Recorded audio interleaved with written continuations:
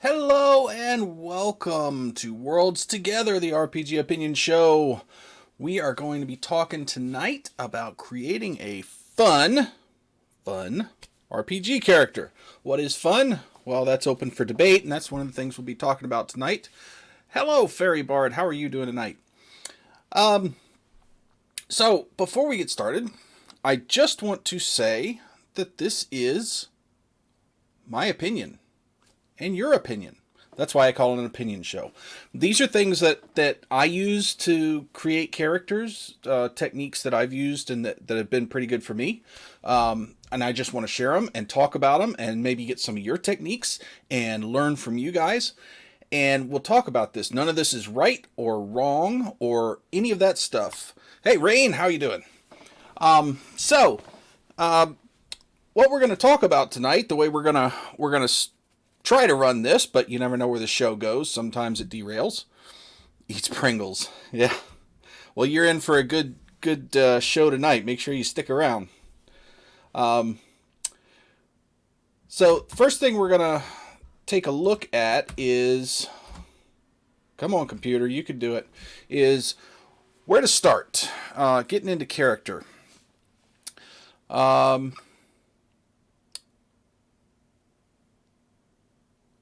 Oh, great. Hey, Sid, how you doing? Thanks for letting me know. So we should have Frank from Nightheart Gaming joining us soon. He is caught up in traffic, but when he can be here, he'll be here, and we'll have some nice chats with him. So until then, we'll forge ahead. Yeah, traffic bad. Ooh boy. So we're going to talk about where do you start creating a character. Now, and again, my opinions. There are as many different ways to do this as there are people who play D&D, so this is just some things that I think are good ways to start. Then we'll look at the story so far, the past and present of the characters. Name your character Traffic. So that'll be looking at their kind of their backstory and where they've gone up till now, till the campaign start. And then we'll look at peering into the future, character progression. Do you have a plan for progressing the character through the campaign? Do you have some points you want to deal with? And then, hey, we'll create a character together from scratch and see what kind of fun stuff we can come up with. So, does that sound like a fun night? Is everybody ready to get started? Let's go. All right, where to start? So, starting the build. So we are going to just talk about a couple ways that I've used in the past to start my character builds to kind of get me thinking about the character and coming up with character ideas. We're not going to talk about the mechanics of character building. There's a million things on the internet about how to do the mechanics, and in fact, there's a player's handbook that says here's how the mechanics work. And D&D Beyond does a really good job of stepping you through all that stuff. So we're not really talking about the mechanics tonight. We're talking about building the character themselves. So sometimes start with the stats. Roll up your strength, dexterity, wisdom, intelligence, charisma. I missed one. Strength, dexterity, constitution. There we go. And see what the numbers kind of tell you. Is this a really strong character? Is this a really smart character? Is this a character that could jump through a 3-foot wide window without touching the edges from a ledge 6 feet away? What do the numbers say? And that'll kind of give you a basic shape of a character. And then you can start thinking about, why are they like this? And why, those kind of things. But that's one good place to start is just with the numbers. Roll the stats and see what the numbers tell you about the character. Another good place that I like to start with the class. That's what I did with my current character, my current campaign, is I knew I wanted to be a barbarian because it's a class I'd never played before. So I started there and said, okay, let's start building around that and see if I can come up with something. Start with a quirk. Yeah, what class would be fun? That's right, and that's exactly what I did. It's what have I not done before that I really have wanted to do and I never have, and barbarian was the answer. But you can start with a quirk. My character has a is has this thing about growing their fingernails to at least a foot in length. What kind of issues is that going to cause them in daily life? I mean, that's silly, but when you're doing story creation and character creation, silly is often a good way to get that going. Yeah, makes it hard to roll dice. But start out with some kind of quirk. It could be a physical quirk, a personality quirk, something like that, and then you just kind of build the character around that thing. Another good place to start is just start with a past event in your character's life. When they were 6 years old, they they had a butterfly land on their nose, and their best friend smacked it, and that caused some kind of trauma between them and their friend, and it made that, it made your character really love butterflies and feel for butterflies, or just some event, just a specific event that happened in their lives, and then build the character out of that. That'll often make a fun story. And another fun one is start with a costume. Make a costume, buy a costume, put a costume on, stand in the mirror and say, "Who am I?" Right? That's often really fun. I created a character like that a while back. It was a rogue that I had created, and the whole character backstory came out of some accessories that I had on this costume that I was wearing. And I started thinking about, well, why do I have this particular bag here? And why do I have knives all the way around this bandolier? Why do I have so many knives? I'm just covered with them. Why? What's happened in my background that makes me want to do that? So that's a pretty fun way to start a character idea. Hey, Daka, how are you doing today? So there's, like I said, there's a million ways to start thinking about characters. These are some things that I've used in the past that are fun and have been helpful in developing a character for RPGs. So, what kind of things do you guys like to do when you're talking about characters? When you're starting to create a new character for an RPG, where do you typically start?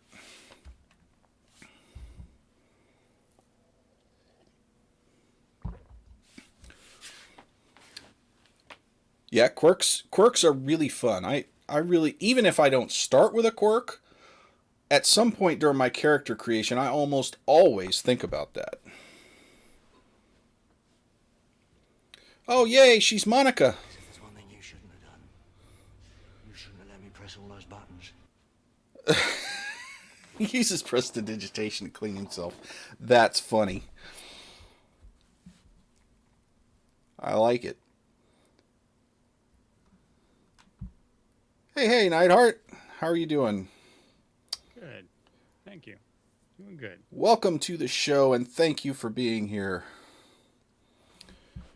We are talking tonight about character creation, ways to do it. Not the mechanics of creating a D&D character, but creating a character to play. More as a character in a story. Okay. So we've just been talking about places to start with that and get ideas for developing a character.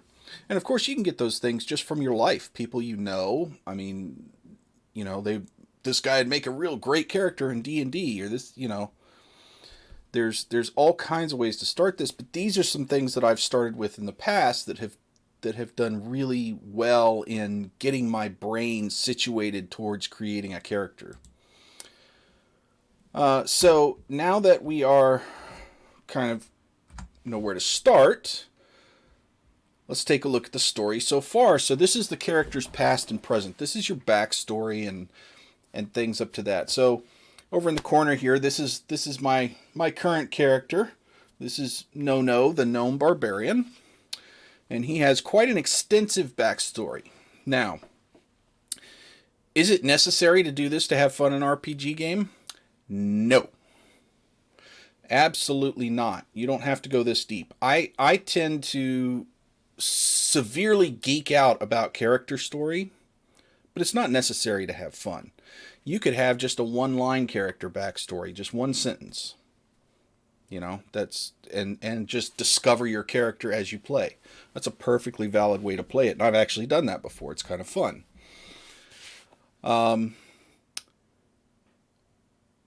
So Rain starts with character concept, research all the options, possibilities for building out that kind of character in a way that would be fun to play and make it happen. Right. Exactly. Yeah, physical characteristics you can have a lot of fun with. So when you're creating characters, Frank, where do you like to start? What types of things are good for you to start with a fresh character creation to get your mind working that way? Pretty old school. I usually start with stats, Mm-hmm. as we were mentioning in that, and the past will spread out from there, depending on where that leads me. But it's iconic.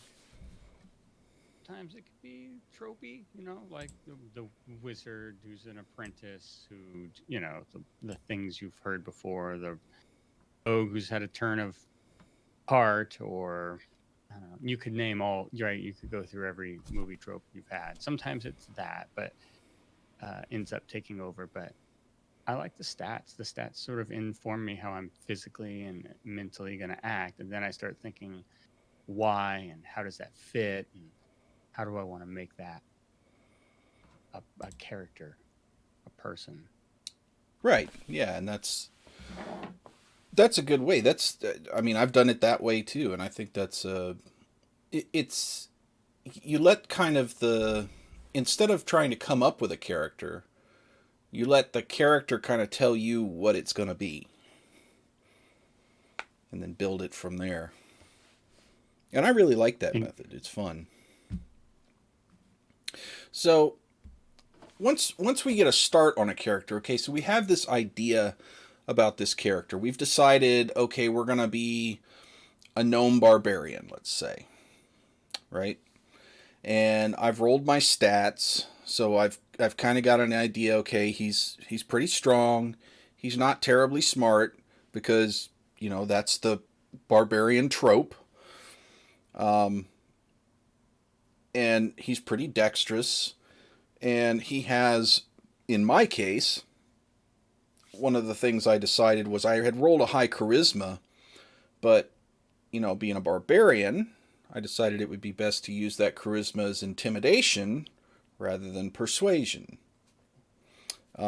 So, then that's when you start looking into the backstories to see, okay, what do these stats really mean for my character? So there are a number of things that I'll usually ask myself as I'm going through a character and just kind of answer these questions. And there's a lot of questions you can go through, but these are some of the ones that I use often. Where did he grow up? Did he grow up in a big city? Did he grow up on a farm? Did he grow up out in the wilderness? Because that really has a huge shape on how a person views the world, how they act, what their mentalities are. Those types of things. What did their parents do? Did they, were they farmers? Were they merchants? Was it a blacksmith and a healer? Was it the king and queen? That also has a huge effect on how their story progresses and where they came from. Then I like to write, and we touched on this a few minutes ago, 2 specific incidents from the character's past. Like just 2 snapshots. Yeah, the backgrounds in 5e are really good. They have a lot of good. If you don't know what to do, You can just roll a die and get some ideas, or just look through and pick. That's my kids, when they created their characters, they weren't really sure, so they went through a couple of those things and just picked a couple and then started building from there, kind of fleshing those out. And I mean, I use those too. Pathfinder 2. Yeah, Go ahead, Frank. no, I also use them. They're great tools. Yeah. And it's good to help get ideas and help get your brain just kind of firing in that direction. So one of the things that I like to do once I start getting a shape of a character, a broad shape, is I'll just write down 2 incidents that happened in their past. And it doesn't, just a paragraph, just a specific thing that happened that was important to them. For instance, Nono here, he has a lot of issues because when he was young, just starting out school age, he developed a very pronounced lisp, and he was quite short even for a gnome, and so he was incessantly picked on and bullied. And at school one day with his fellow gnomes, he was teased so much that he eventually hit somebody because he lost his temper. And so that specific incident has a direct and significant bearing on what he's like now at the beginning of the campaign. He has anger issues. He's trying to overcome those. There's a whole lot of things that spring from just that specific issue, but then you start getting a picture in your head about, well, what is this character like, and how did they grow up, and why are they like this? Do they have any siblings?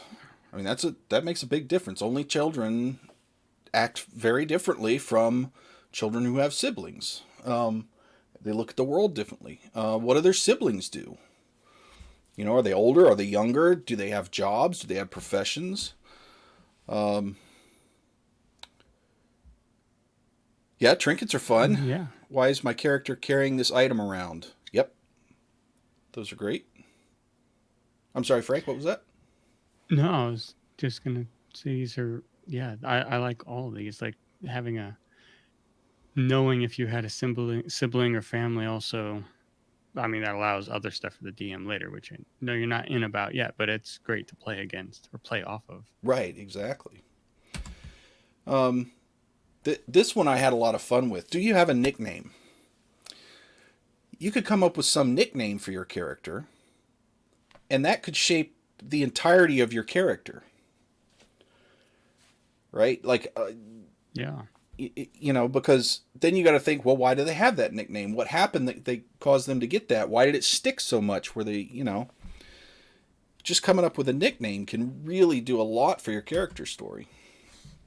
What flaws do you have? I think that's really important. And I think that's a thing that a lot of, especially newer RPG players, kind of miss when they get into the min-maxing part of this, is that if you're going to if you're trying to role play a character in a story, and that's only if you're trying to take it to this level, characters have to have flaws because they have to have something to overcome. Because stories don't go anywhere without conflict. So thinking of flaws that your characters have is really helpful in developing them. For instance, Nono here, he has a very bad anger management issue. He's known as the town bully, and he loses his temper very quickly. But he's out adventuring, trying to overcome that, so that he can be accepted by the highborn young gnome lass that he has fallen for. Oh yeah, rolling 1 is way more fun for me than rolling 20s. I mean, don't get me wrong. I love a crit, but I love them on both ends.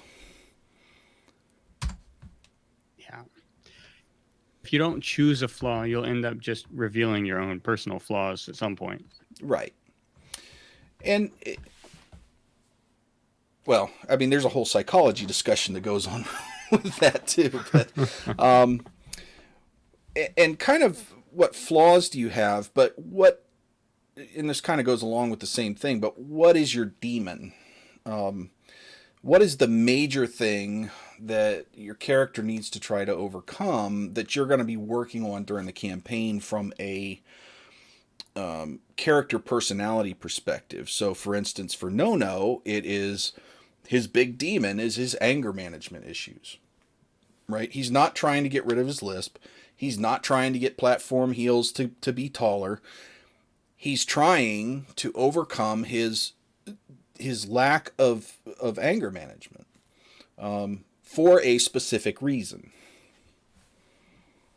And with barbarians, that causes a problem because their big thing is going into a rage, and he wants to try to avoid doing that. No barbarian and platform heels. Oh, yes. Oh, yes, yes. Yeah, and yeah, that's good. That's it's kind of a. I mean, everybody has a different spin on characters. Whenever I hear a character, my mind tries. It's like anything. When you hear something, you try to identify it, put it in a box, and put a label on it, right? Yeah. So, I'm already like, oh, I see how this story could go. That's awesome. It's you've seen stories like that in popular media, and the things you could do with them if they're yours to tell. Right. That sounds like a lot of fun. Yeah, and I think that's a lot of, for me anyway, that's a lot of the fun of RPGs is telling that character's story. And when you study writing and stuff, one of the things they say is there are only so many types of characters, character archetypes, at 5 or 7 depending on who you read. So there's only there's these particular archetypes that you fit into, but within that you're gonna whittle it down to a very unique thing, even though there's a lot of tropes going on. And with people who aren't as much into the character creation or aren't as much into, that's not their thing. Just taking a trope from a movie or something is perfectly acceptable. Except for the love of God, people, once in a while, let your character's parents be alive. I mean, please. They don't all have to have dead parents. Really. They must all be dead at all times. If you're not an orphan, you're not a D&D character. That's right. No.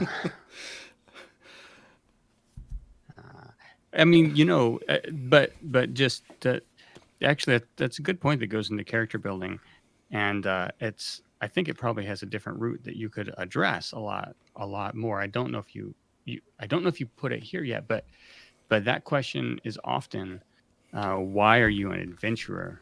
Because people will, I notice as a DM, people tend to go, this person died, or my family, because why else would they be out doing this stuff, right? What has brought them out? So there are other ways you can solve that by answering some questions about your character to begin with that don't mean your family's dead. But that's an important question that needs answering, why you're out here doing this. Yes, you are absolutely right. For instance, No here, as we've discussed, his reason for adventuring is to learn how to get his anger under control. Not because his parents died, not because he has to make money. It's for a very different reason. But he's not here for, we're playing Waterdeep Dragon Heist, so we start in Waterdeep. So all of us had to, one of the things we did with our characters is, why are you in Waterdeep in the first place? Because we didn't want, you all meet in a bar in Waterdeep for some random reason. So we all thought about, well, why are we in Waterdeep? And for No, His reason was that was the biggest city around that he knew of, and he knew that that's where he could get into adventures to try to tame his practice working on his anger. So, yeah, he's going to meet people in a tavern, but there's a specific reason he's doing that, which I think is more interesting than you meet in a tavern. Tavern Con. I love it. So yeah, and, I mean, you don't have to, like, if you're doing one shots and stuff, let's meet in a tavern, let's get going. We've only got, 5-6 hours to do this thing. We don't have time to spend on all of that. But if you're going to do a campaign, it's probably worth it to spend a little time thinking about, why is my character where this campaign is starting, and talk to the DM about, is this a valid reason for me to be here? Does this make sense? Because then the DM can kind of work all those together and get Sid and come up with a cohesive introduction story, and it gets a lot less awkward that way. Because I don't know about you guys, but I have been in some very awkward first 15 minutes of a session trying to come up with ways to meet the other players. And it just got like really awkward. And we were already all friends and stuff. It was just trying to figure out why we were there. Yeah, that's more like a game that you can play as a DM to challenge yourself. Yeah. Not ideal. Mm-hmm. Are you trained in a profession? And I mean this other than your class. Not are you a priest or are you a barbarian? But do you have a background in blacksmithing or farming or making shoes? Are you a cobbler? Are you a scrivener? Are you, you could be a barrel maker. And that kind of shapes, you can take that and take the standard D&D or RPG rules and kind of modify them to make them specialized to your character. Right? So if I'm a farmer, I may get bonuses on animal handling for farmyard animals. Maybe something like that. Because I've been around them all my life. But, give me a zebra, I won't know what to do with it. And then we kind of touched on this, but why are you at the campaign start? Where the campaign starts, why are you there? It's helpful to know that, because it makes it easier to jump into the game and to get everybody kind of involved if everybody knows why they're there to start with. Right. And then one more on here, one of my favorites is, think about what your character did yesterday. What was their day like yesterday? Because if you can figure out what their day was like yesterday, and you can kind of say, well, this is what they did, then that kind of helps shape how they think and what they do and where their priorities are. So that's always a fun thing that I tend to ask myself when I'm kind of done making the character and I've kind of got him in my head. And I say, okay, well, I know we're going to start in Waterdeep, and my entrance is going to be, I'm just arriving in Waterdeep, and I'm going to be going to the tavern because I've heard there's lots of adventure there. What did I do yesterday? Was I traveling? Did I get up and spend an hour making a great breakfast? Or did I get up and chew on a twig because I can't cook? D20 Modern. Occupation is starting characteristic. Ah, yes. Well, and that's kind of what I'm talking about. The occupation in addition to the class. And some, some adventurers may not have one. 17, 18-year-old human isn't going to have a whole lot of occupational background.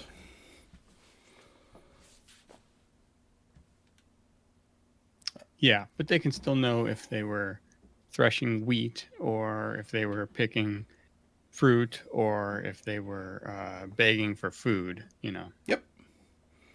Yeah, and like I said, these are questions that I use for myself a lot.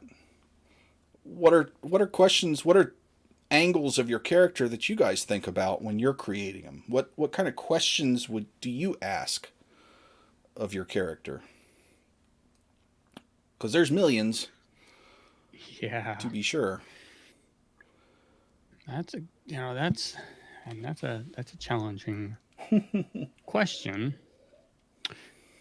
I often ask myself if I have a religion and all the things that go around with that. What is my spiritual / religious nature? Whether I'm so. I thought of two off the bat, so I'll snap out the other one, even though there's probably room for discussion there. And then the other one is whether or not I approach things with an open mind or a closed mind. Mm-hmm. That's a very good thing to know about your character, I think. Something I hadn't really thought about, but yes, that's really a defining trait of a character, of a person. Fairy Bard, do they have hobbies? Yeah, that's a really good thing to know, because that can play into when you're having stories and you're traveling through the woods, or you have a little downtime thing.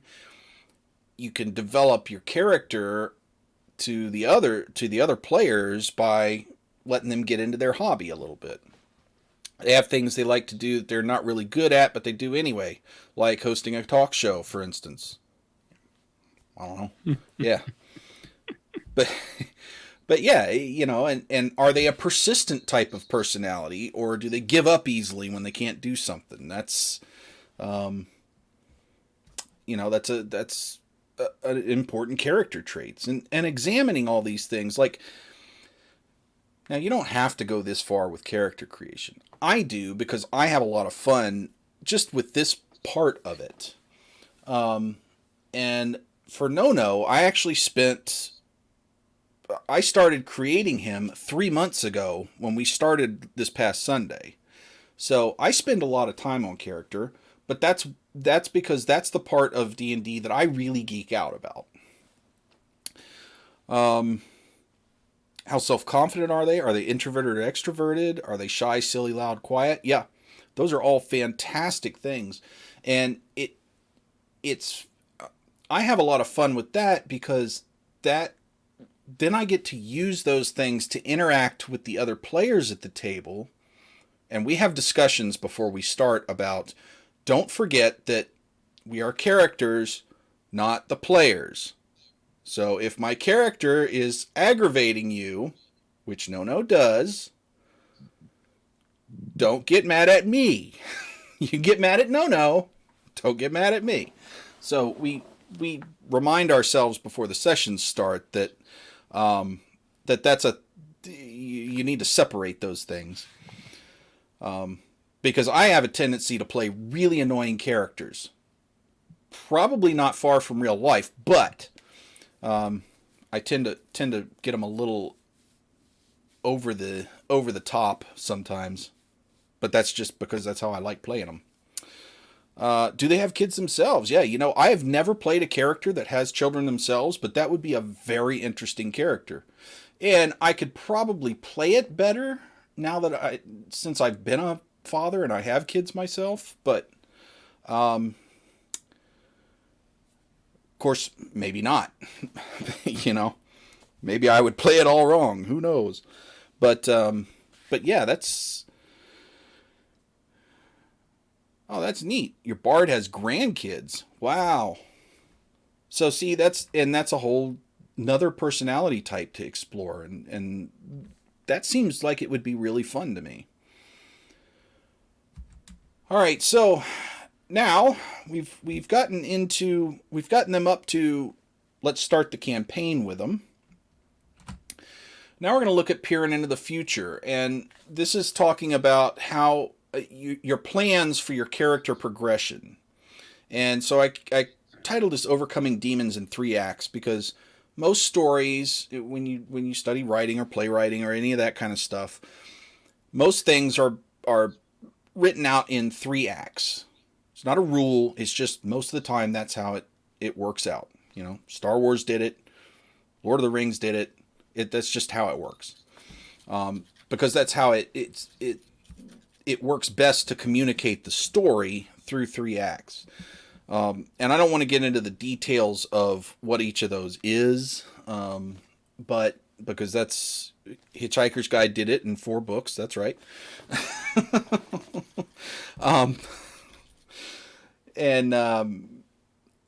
But you can you want to kind of think of your campaign in thirds and where your story arc is going in thirds. So when you're starting out, what kind of attitudes do you have? Where is your demon, and how is that manifest, and how do you act at that point? Then you start thinking by middle level. So if we're playing a 20 level campaign, you're thinking 10-ish, but if you're playing a 10 level campaign, think 5-ish.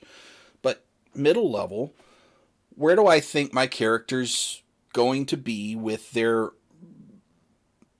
trying to overcome their demons? Where's that point that I want to try to hit? And these are just guidelines. So if you don't hit that, it's because other cool things have happened in the story and kind of veered you away from that. But if you have kind of a roadmap for where you think you want to go, it makes it easier to kind of develop your character as you're playing. And then when I hit level 20 or the end of the campaign, where do I want that character to be? What do I want them to feel like then? Because they should have changed, right? They should have gone through some kind of character evolution and come out with something different at the end. And I don't mean more treasure and more swords. That's nice. That's not what I mean. They should have come out with a different attitude towards the world, or at least towards their own personal demons, right? So those are kind of when you're thinking of character arc, you want to see if you can plot those kind of 3 main points out, just to give you a kind of a guide of how to play your character into those spaces. So has anybody ever done that kind of thing before with their characters? Have they thought about how they're going to progress in the future? Or is that just me geeking out? I definitely have not. I look at that as it's interesting, because if I'm writing, I definitely do that. Mm-hmm. But if I'm playing D&D, I don't think I've ever looked out and sort of predefined some attitudes that I should end up with. I don't think I've ever approached it like that. Okay. Yeah, and I can see that, you know, if you're going to be writing a static story, you kind of have to do that because your story has to end up somewhere. Yeah, something you have to have progression. Right. D&D it could change by the time you get there, but yeah, especially if you're an exploratory writer or discovery writer, you know, that kind of stuff happens a lot. And D&D is definitely a very different animal. But I've done this for several characters now, and it has helped me. This is my 3rd time doing this. One of the times that I did it, I was pretty close to hitting those marks. The other time I did it, I was way off in the middle. Way off. But I didn't care because it was fun getting there. And it became kind of an exercise for me in, all right, I'll let the character tell me who they are. Right. Yeah. So I mean, I definitely have, much like your starting character, have said, okay, I'm working on this. Then once I've accomplished that, or decided to not accomplish it as a character, set up the next thing I need to work on. So I've progressed character with intent, but I don't think I've ever, um, sort of not just followed it from A to B as opposed to map it out in advance before I take off. Right. And to kind of clarify, I wouldn't ever advocate putting the amount of predetermination into this that you would if you were writing a static story. Oh no. This is more of just a kind of a high point, boop boop boop. Here's where I think I should try to be going, and never be afraid to stray off of that. I mean, with Right. RPGs, you have to be flexible, and that's part of the fun of RPGs. If I just wanted to write a What? story, I'd sit down and write a story. You know, Right. Right. So what are some, like you've done it 3 times. What were those things that you worked on, and what was the one that worked, and what was the one that you were way off? well, so the one that worked was it was a fairly simplistic thing because well, I was just kind of learning how to do it, so I kind of kept it simple, and it was a character that was just mean and very kind of closed in on himself. He didn't want to interact with people. He was nasty to them, and so he went to tolerating people, but he still didn't. He stopped being aggressively mean. He got to more of a passive aggressive type thing, and at the end he kind of started coming out of his shell because he had been with this group of people that he had never had a close group of friends like that before, and after 20 levels with him he finally got to the point of, actually that wasn't 20 levels, that one was like 11, but he got to the point of being more socially adept. And that one was pretty easy to kind of keep on track because it's a pretty straightforward type of character arc. Okay. Yeah. The one that I was kind of off with is it was a character that was that had some very subtle issues with social dynamics. They were really awkward. They were really shy. They were really they would always say the wrong thing, put their foot in their mouth, and kick themselves when they went around the corner because they felt like an idiot. And so I was thinking, okay, my second point here is going to be that they start thinking before they speak, and kind of slow their tongue down and let the brain catch up, and they start getting more self-confident so that they aren't so socially awkward. And then they end up being, super cool guy who is everybody likes being around and all that kind of stuff. Well, the character didn't progress like that at all because it turned out that wasn't a fun way to progress the character. Right. So it didn't go that way at all. It turned out I really liked that character being socially awkward and foot in mouth, and it got to be kind of, that was the character's charm, and so we didn't want to get rid of that, or I didn't want to get rid of that because that's why I liked the character. So Yeah. so it doesn't always work out, but it did allow me to make a conscious decision to say, all right, well, I actually like this about this character, so I don't want to progress them in this way. I want to find a different way to progress them. So it was helpful in so much as it made me think about how is this character evolving. Right. No, that sounds very helpful.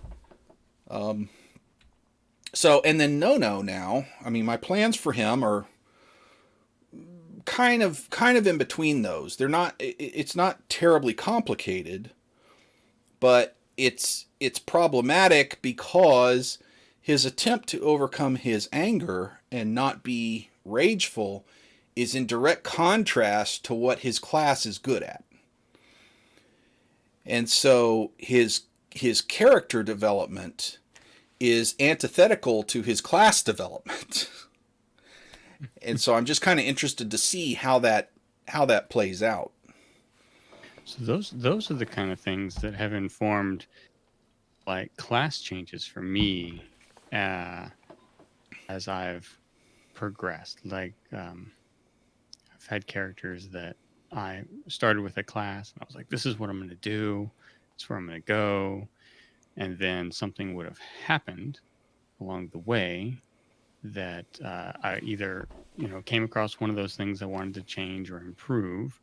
Mm-hmm. And when I moved to do that, I discovered that the class was almost like a life outlook. It's a change that came with it. So I couldn't really, I felt like, well, I think I need to take this other class because Yep. I think this is the appropriate life outlook for this character now. Yep. And I really love RPGs like D&D because they allow you to do that with a character.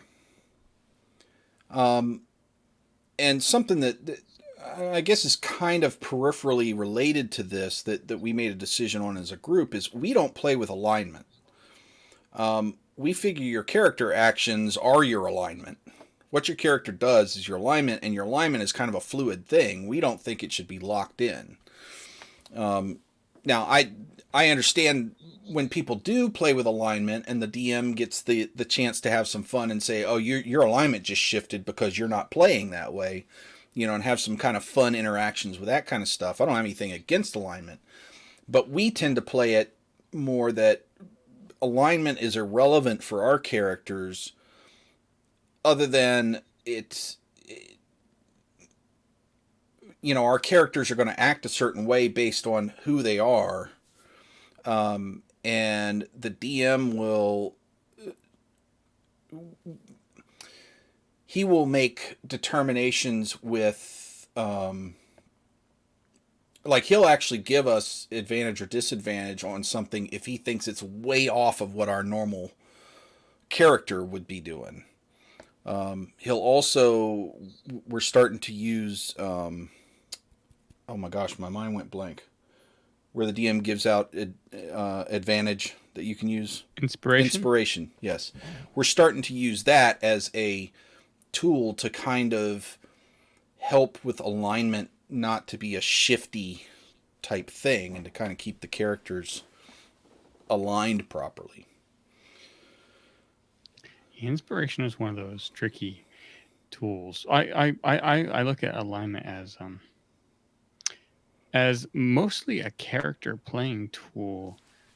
As a DM, I think it's relevant, I guess, a little bit, but I look at it more as a data point, like almost like a qualification or certificate. You need to be this alignment to do this, and if someone is grossly out of that alignment, then I would inform them of it and be like, well, you can't use that particular item that you want to use anymore because it's not aligned to you, right? That's something that's the way I use alignment. And as a DM and as a player, I just use it to kind of help inform how I should make some decisions sometimes. Yeah, that's true. And yeah, I mean, I suspect, even though I don't use alignment specifically, since I've been playing D&D and RPGs for so long, I just kind of know what they are, and so I probably use it subconsciously when I'm creating characters. I'm thinking about, okay, this character is probably kind of a chaotic neutral type feel. But I don't write it down we don't use it as a rule. We use it more as a character creation guide. So you don't really have equipment that can only be aligned to this alignment of person or something like that. We try not to get it too specific. The DM a lot of times say, okay, well, if you're a chaotic type person and this is a chaotic aligned thing, fine, or good and evil, or law and chaos. But we don't typically get to things that, okay, you have to be chaotic neutral to Right. to align to this. So It's really hard to nail those.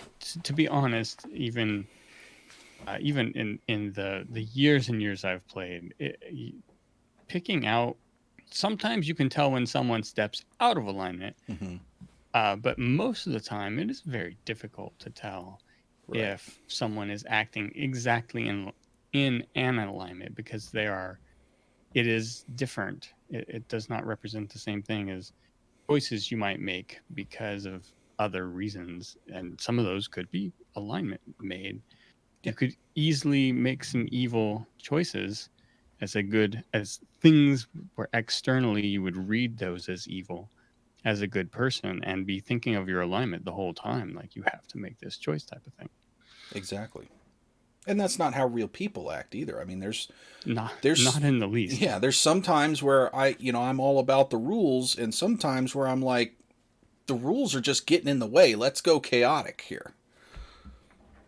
In real life. And so Yeah. that's, I guess I like the alignment system in so much as it informs players, especially new players, how to think about how their characters act. I don't like it really as a rule. No.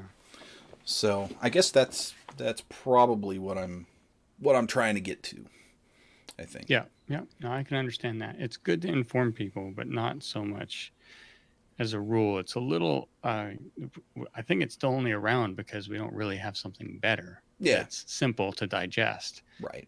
But it's in and of itself as a concept is not simple. It's anything but. No, it took me when I was starting to get into those, even much later after playing D&D, it's still kind of tough to define what is the difference between chaotic neutral and neutral. God, I don't know. Yeah, it actually, and the odd thing to me is, it's someone I have in my past had it nailed down.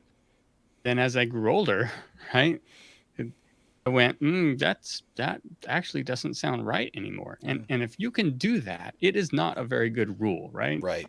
It's pretty subjective as you grow and change in life. Your idea of what alignment is also morphing with you. Right. As soon as a rule moves, it's a guideline. Right. All right. So you guys, what do you think about those ideas and that kind of approach to character creation? Do you guys get that far into character creation? Do you like creating characters like that? Would you rather just roll the dice and he's a gnome barbarian and here's his stats and that's all I care about?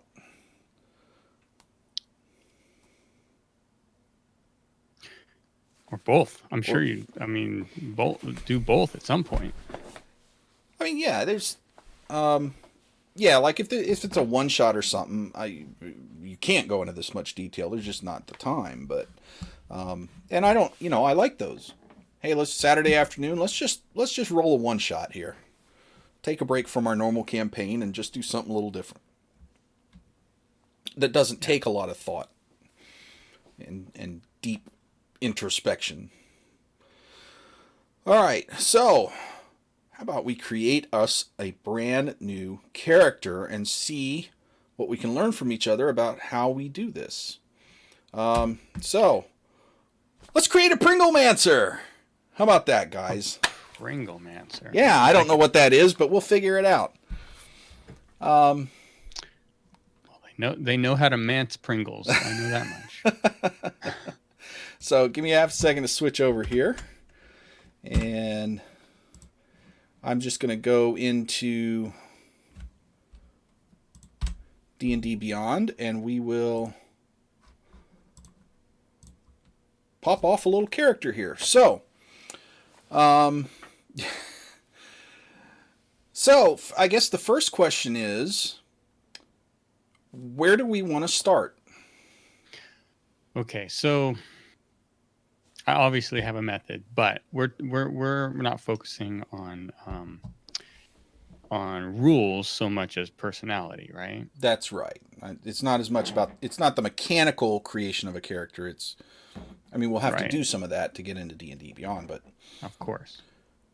So if we're if we're not going mechanical, then I mean, personally I still start with stats. okay. If we're not going mechanical. I'm certainly fine with that. What's your method of choice? I don't really care. I mean, we're building a Pringle Mancer, which kind of makes me think we have a target in mind, which would drive me to point buy. Okay. That's kind of what I was thinking, and it seems chat is on board with that. Okay. So if we're going to do a Mancer, we're going to be looking at the things down here, depending on which type of Mancer we want.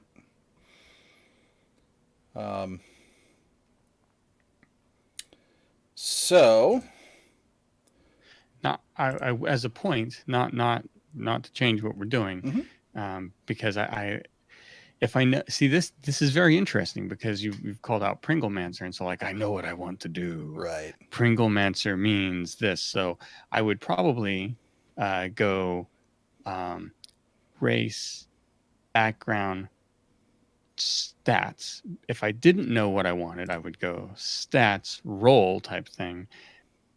This is sort of a medium ground, sort of picking it in between, and I like that. I mean, because of the way we're approaching it, and it's sort of a medium build in there. But Right. And that's really that's kind of how I do it too. If I have no idea what kind of character I want to do, I start here. yeah, But if I already have kind of a like I kind of knew I wanted to do a barbarian type thing, and I wanted him to be an atypical barbarian, so I kind of started on that end.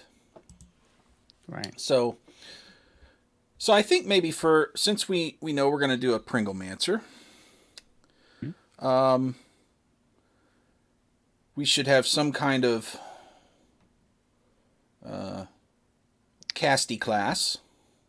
Yeah. It sounds wizardy. Actually, I think either version of that could do, but the Mancer part always makes me think of the wizard side of it. Okay.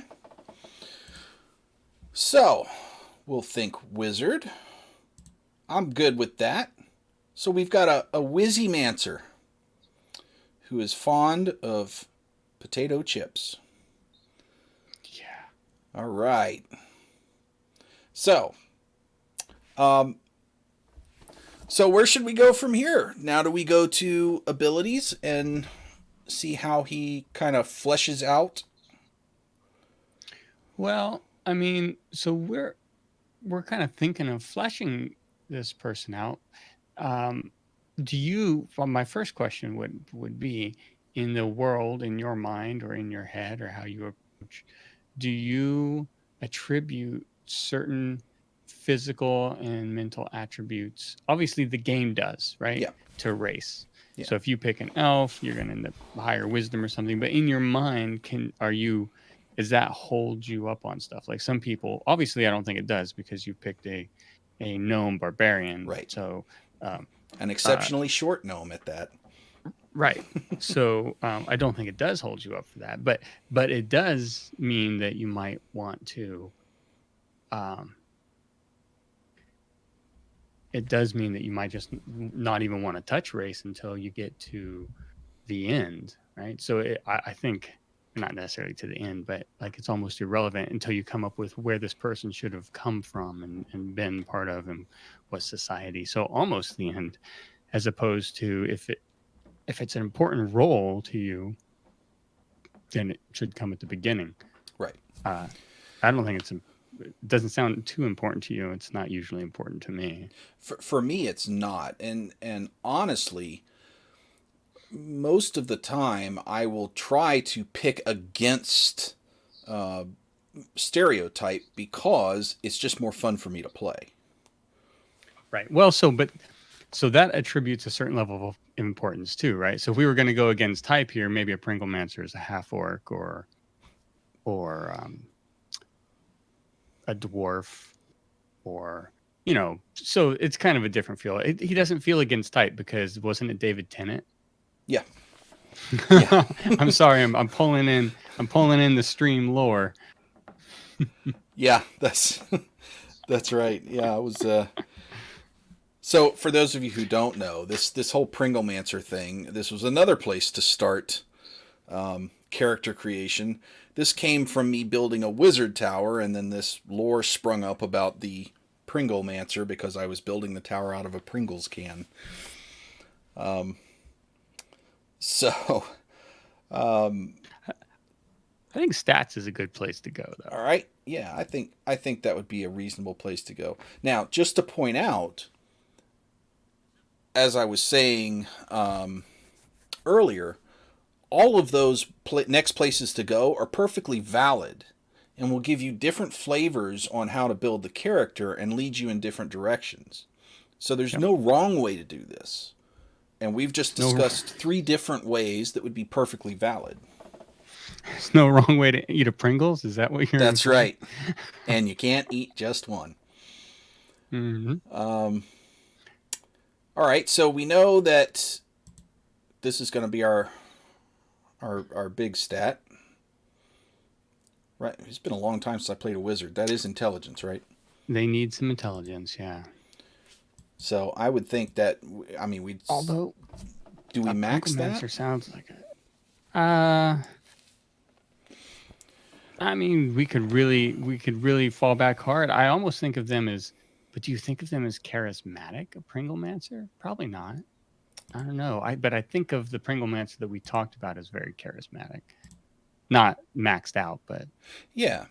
Well, now, and here's another thing that I'll do a lot of times. A lot of times I'll take their primary stat and think, do I want them to be like, he wants to be a wizard, but he's not very good at it. Right.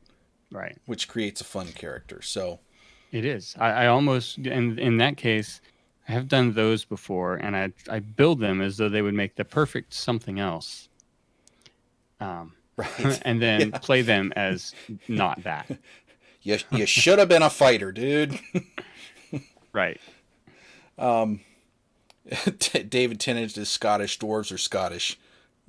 Yeah, I think you're right, Rain. So, I mean, the Pringle, of course, he's got a pretty wicked tower. He'd have to be pretty smart to pull that off, I think. Well, or charismatic. This is, yeah, true. He could have persuaded. There's a lot of ways to influence in getting towers and stuff. This is true. So I'm thinking maybe we give him just a bit above average intelligence. Okay. So he's not. We can always. And he's kind of faking his way through being a wizard. Oh, okay. He's good at making everybody think he's a really good wizard. Okay. Now, wisdom, when wisdom is not my primary stat, I always have a lot of problems with wisdom because it's kind of a hard thing to distinguish that from intelligence. I mean, I've always equated it from book smarts and street smarts kind of thing.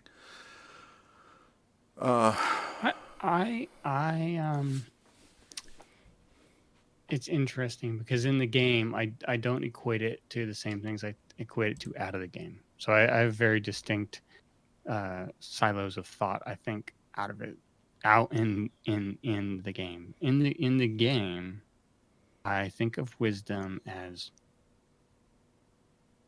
I mean, you could say street smarts, but it's not quite right. It's things you study for versus things you are inherently intuitive about. Mm-hmm.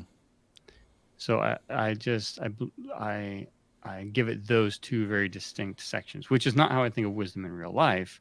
I think of it more of critical thinking skill as opposed to intelligence. Right. But if you're intuitive, I attribute that to high wisdom in the game.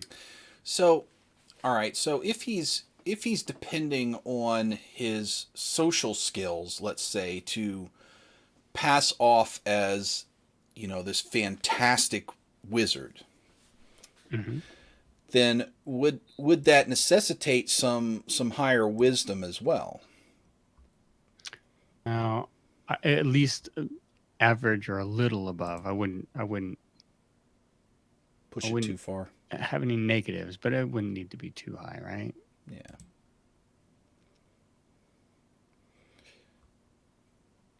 All right. And Constitution, I mean, these things are unimportant for wizards from a min max perspective, but from a But what is our Pringlemancer like? right.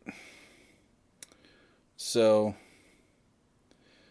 what do you think? So His physical care, we've kind of taken care of his personality and mental characteristics. What about his physical characteristics, chat?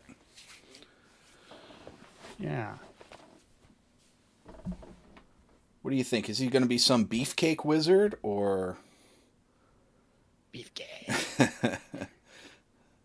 or he can pick a lock while he's casting a spell type of thing, or how are we going to treat this dude? Yeah, is this like a street charlatan that's also done some sleight of hand magic? Yeah, I mean that would be. Ooh, that's an interesting thing. A lot of his spells aren't actually magic. They're sleight of hand. Oh, that would require a high dexterity. That seems like an interesting angle to me. And it seems that, it could kind of fit into this story we're starting to think up. And then it looks like Fairy Bard's all for putting the rest of it in the con. Okay. And who cares about his strength kind of thing? Yeah. Well, and that's not what he gets by on anyway. No. So how's that looking, Chad? Does that look like a pretty interesting dude? I mean, we'll bump his strength up to 9 because we had a point left, but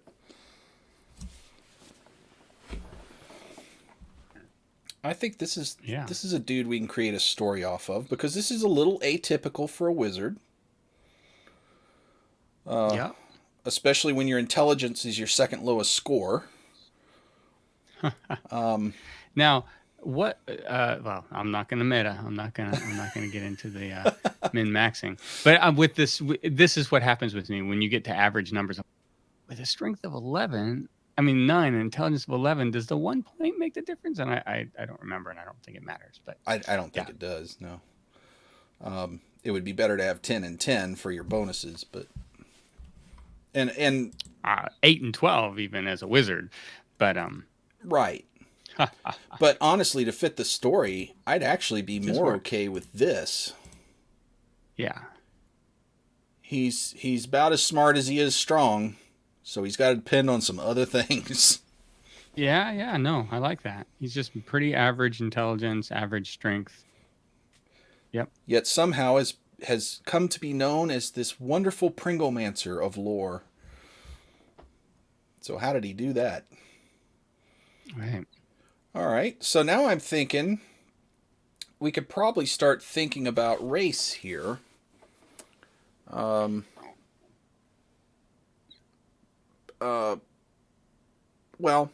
maybe we think a little bit more story through. So Yeah. he's not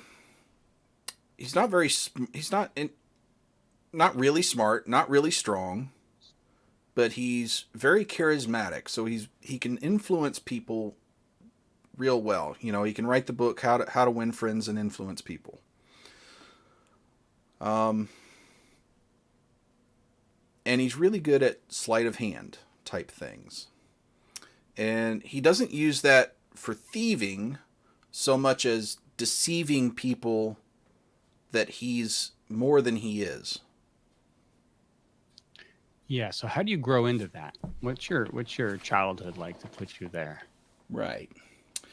So he wants to be more than he is, which means to me that he'd have some background where he never felt worth enough for whatever reason, right? So he developed this skill to appear more than what he actually is, to his mind anyway. Right. So that would lead me to believe that maybe some type of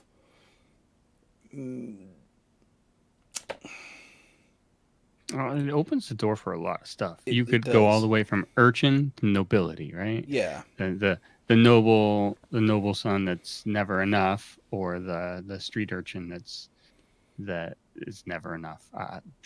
yeah, Go a lot of different a lot of different ways with that. right. But there's probably some you could rule out. Yeah, Backstory.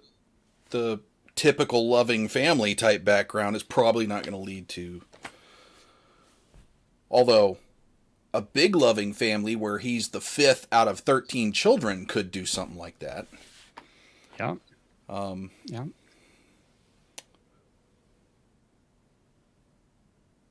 The noble son that's a spare son. Yeah, the first one inherits, the second one gets the whatever rank and title, and the third one gets something, and the fourth one's just in line for nothing kind of thing. Right. So, kind of a seventh son of a seventh son type of thing. Right. Third priest. So I like that. Let me put his. Might as well just make some notes here.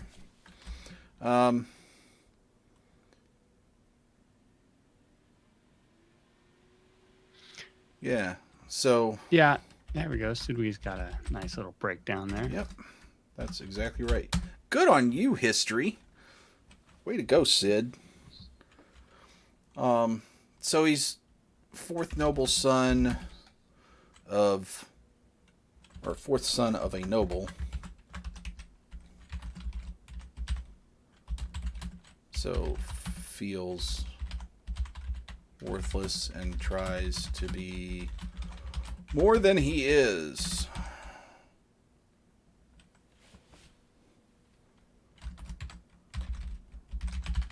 Accomplishes this through deception and sleight of hand.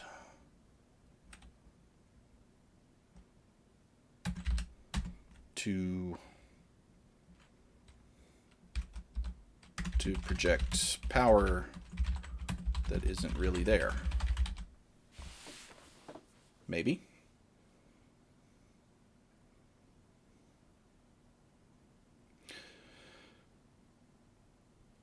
Way too many fantasy novels.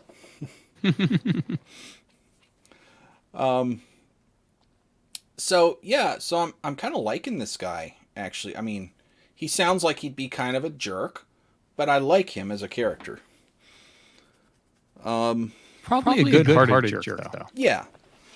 I mean, I don't think he's Or mean-spirited. could be. But I think maybe he's growing an ego because I don't know. Don't know yet. We'll see. But, so we've got kind of a background for him. A basic background. So he's a fourth son of a noble, so he doesn't really have any inheritance coming to him or any kind of power coming to him. He's kind of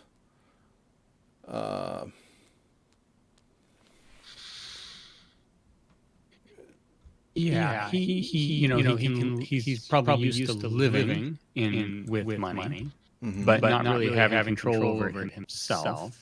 But probably still could be connected to people. Pretty well connected in a social life of sorts. So he's socially networked. I like that.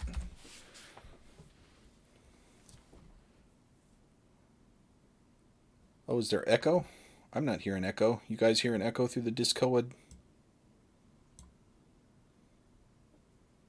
Oh, there's a shadow, Frank. Uh-oh. Is that my end or your end? I don't think I changed anything. Okay.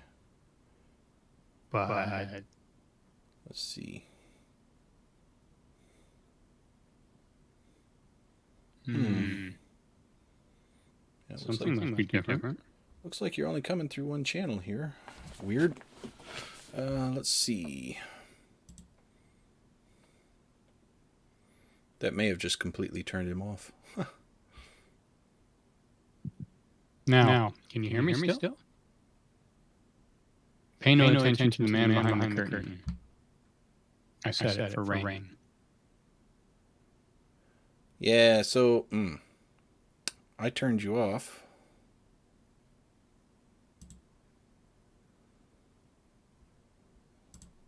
Let's see here.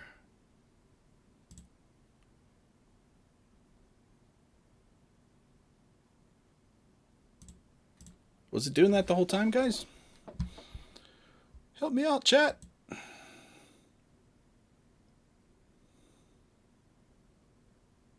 What would you do with two of them? I'm sure they would have said something earlier. Yeah, so it just started. Okay. That's weird. I wonder how that could possibly be. I didn't push any buttons on my side. Nor did I, but that's who knows what technology it can be. Hello, me. Meet the real me. Ba-doo-doo. In my this way of life. Ba-doo-doo. God, it's been a long time Is since it I still said that. echoing out there? Yeah, is it? Are you still hearing echoes, guys? Because I am not over here through my headphones.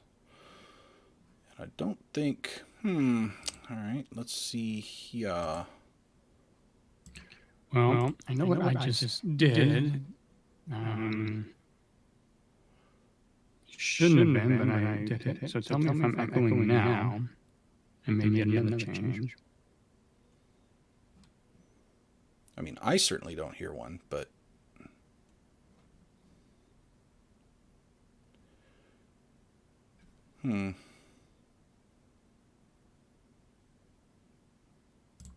Weird.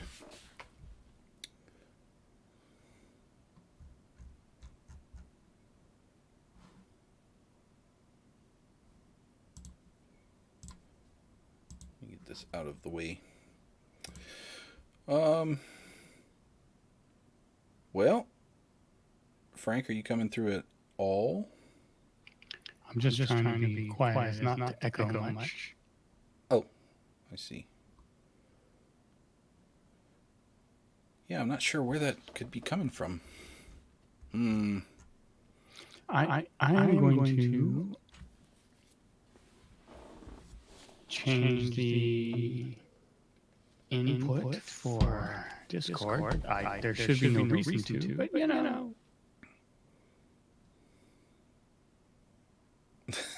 The authoritative voice of Echo, Frank. Okay. Chat's awesome. Is that better? Is that better, chat?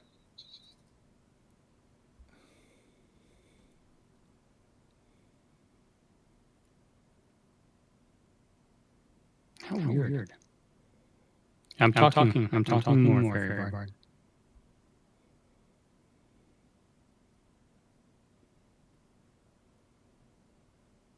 I should not have cast mirror image. That was the problem. That's right. Oh, wow. Now, let me Must jump be out of Discord and pop back in your channel. Okay. I'll check my Discord settings again to see if anything went goofy. Sorry, chat. We will get this fixed up. Worry not, and we will forge on with character creation. We've got time. It's okay. It's fine, chat. It's fine, chat.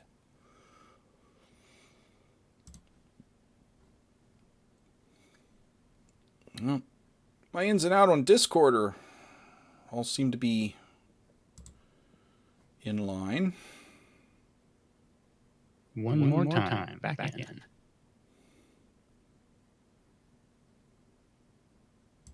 All right, how did that work, chat? Yeah, I hopped out for a bit there. Still echo. All right, it's got to be something on my end. Although I can't imagine what it is. Let's see. Let me put on mute. Let me mute these other channels. Shouldn't be anything coming through them, but all right, Frank, give me a little mic test, if you would, please. Okay. Mic test. Mic test.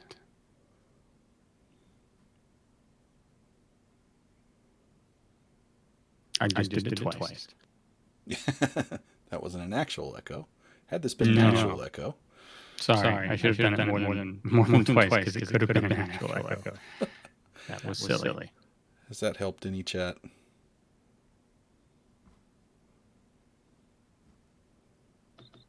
They're not responding. Maybe nobody can hear us now. Uh-oh. Did I turn Still everything an off? echo. No, still an echo, Fairy Bard says. All right. Well, shoot. Not sure what's happening there. But you know what? It's fine, chat. We shall forge on ahead, and we shall overcome, and we shall figure this out for next time. Good? Good? We good? All right, so let's see here. So if I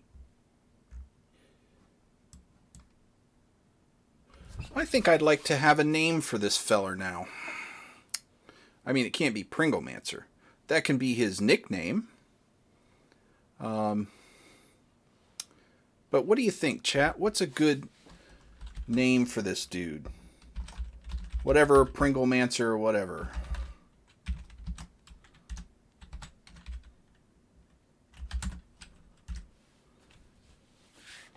What is the race? Well, we haven't really decided on a race yet. Would you rather do that first? Do you think we ought to go for race now?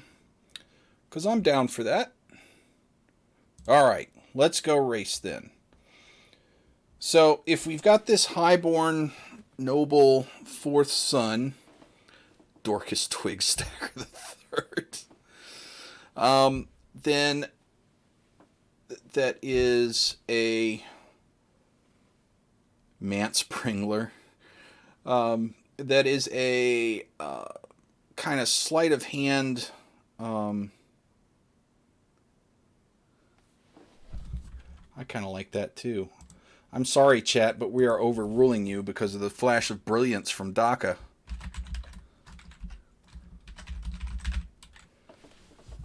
That's, I think, my favorite name ever. All right. So what do we think, chat? This guy is going to be it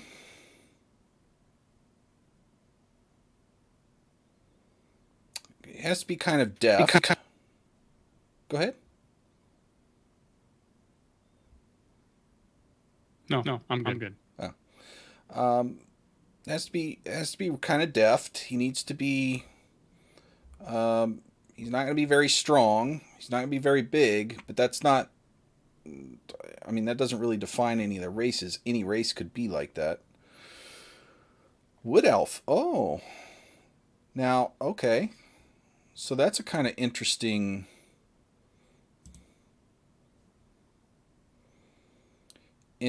thing.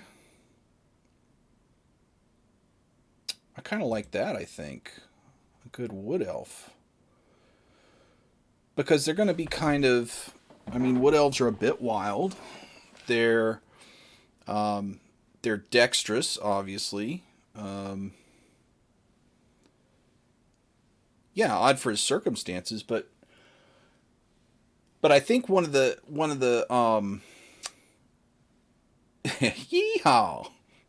I could just see this country bumpkin elf in the Pringlemancer Tower. I love it. Uh, so I like Wood Elf. I yeah, also like Tiefling. oh yeah, Tiefling would be another good one.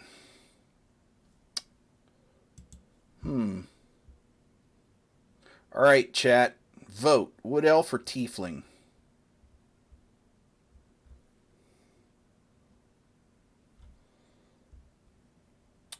Oh, does Tiefling bump Ent? Oh, well.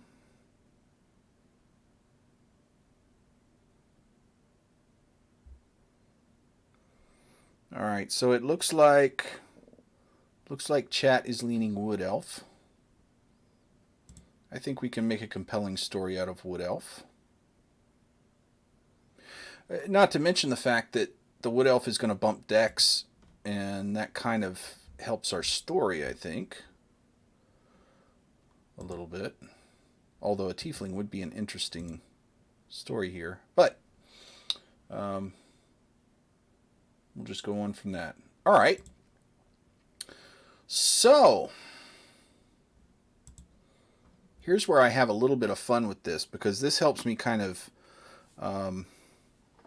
yeah, the rest of his family could be human.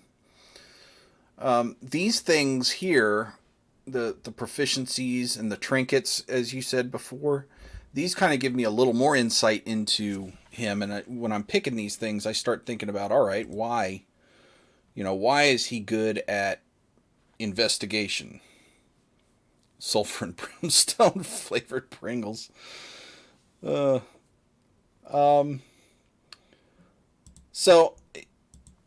if we're choosing a wizard skill, all right, I'm thinking he probably would be pretty good at investigation, because he has to be very perceptive to figure out how to manipulate the people around him and society in general into believing.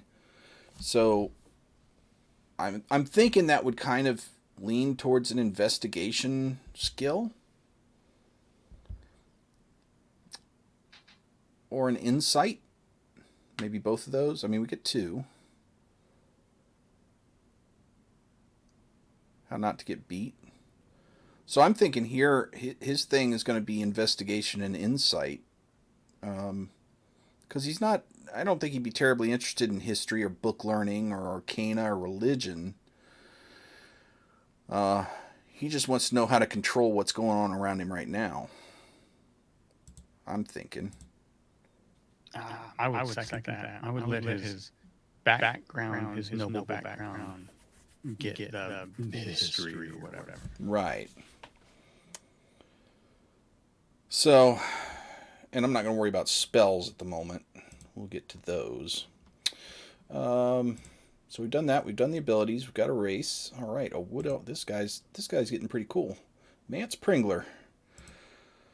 All right. So background obviously is noble. We've done that. Ooh. Well, I mean, if he's going to be really good at sleight of hand, obviously he needs to be good at playing cards, right? I mean, that seems a given, doesn't it? I think so. And I can't really see how the additional language plays into the story, unless somebody has an idea of how this would make a difference. I think it's a background question. What did they do in their free boredom time being the fourth son? What did they make him learn that he didn't want?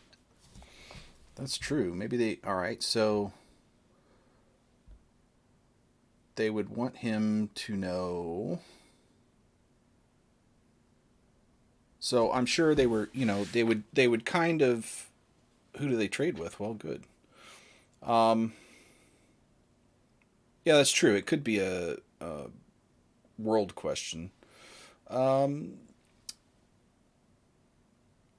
but I'm thinking, they probably would have been grooming him as some type of diplomat, because that's really where he's gonna fall. Is a kind of a minor diplomat. So they would have educated him along those lines, I think. They got to teach him to keep his elbow out of the butter at the very least. Right, yeah. I mean, he can't be a slob at the table. Lifestyle is going to be, aristocratic, right? I mean, we're talking highborn dude here.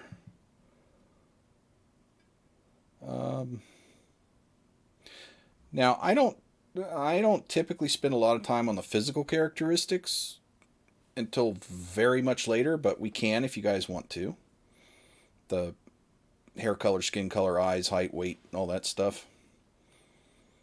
Although we may want to get a sense of his age, because that has a lot to do with how you play a character, I think, in most cases. Brown, brown, brown. He's all mousy. Maybe we can go with that.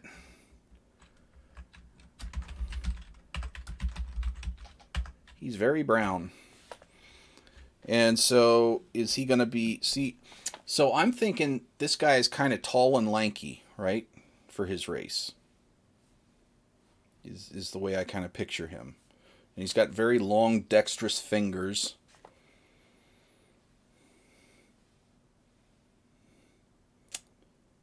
So, wood elves, what's their average height? Like a bit under 6 foot, isn't it? Something like that. Play the piano. Ooh. I think wood elves are the shorter of the elves. Look at the race here and see.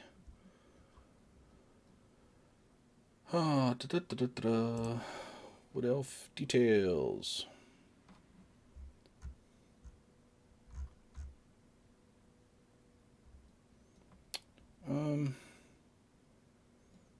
Not really saying anything here.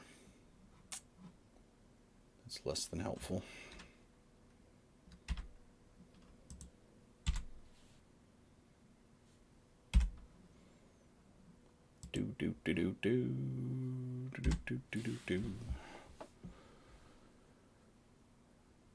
Everyone gets mad at him because of his greasy fingers. Ah! That's great. I do like the thought of him playing piano. That's because, I mean, when you got long, dexterous fingers like that, that's just a natural thing to be good at, I think. It certainly helps.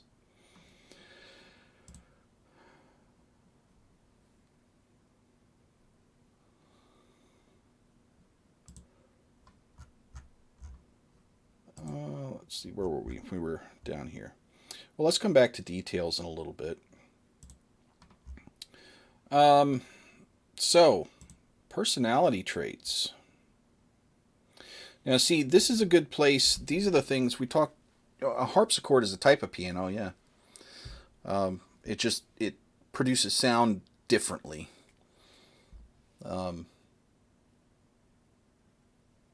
Instead of a hammer, it's a plucker on a harpsichord. So it sounds actually more like a harp than a piano, really. I'm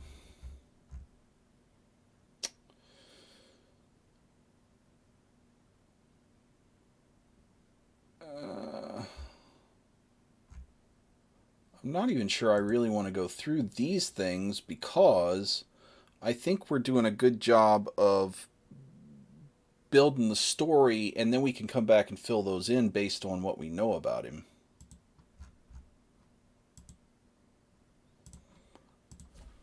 So let's see. I like that he plays piano.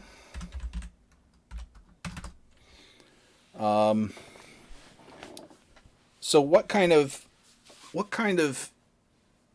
physical, social, mental quirks does he have, Mr. Mance Pringler?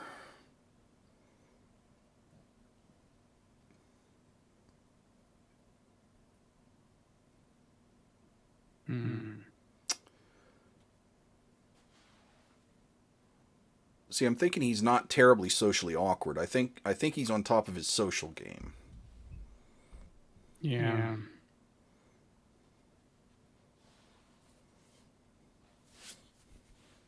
An eye that